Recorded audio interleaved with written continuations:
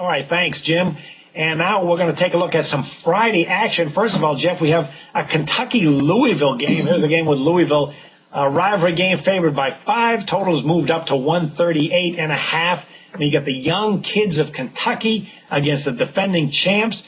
These teams are not only area rivals, but they already met earlier this season.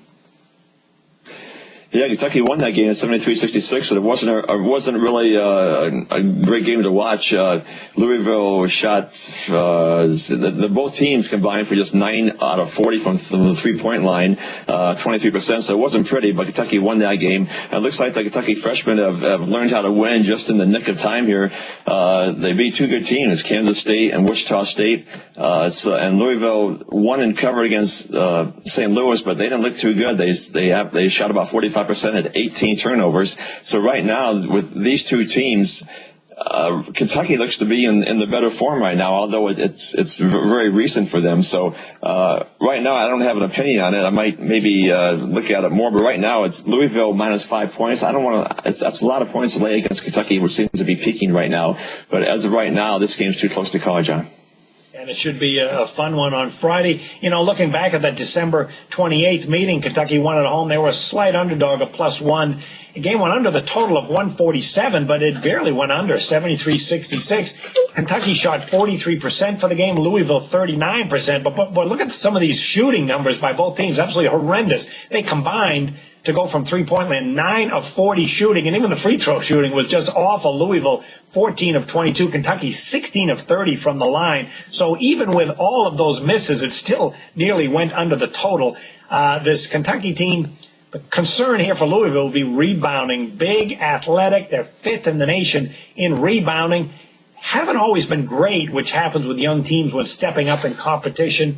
They did lose to Michigan State 78-74 early on.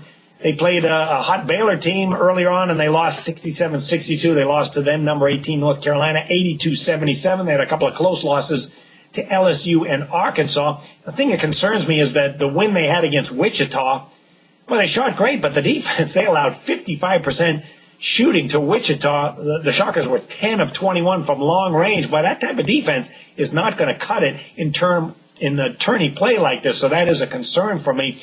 And Louisville has that experience that you mentioned.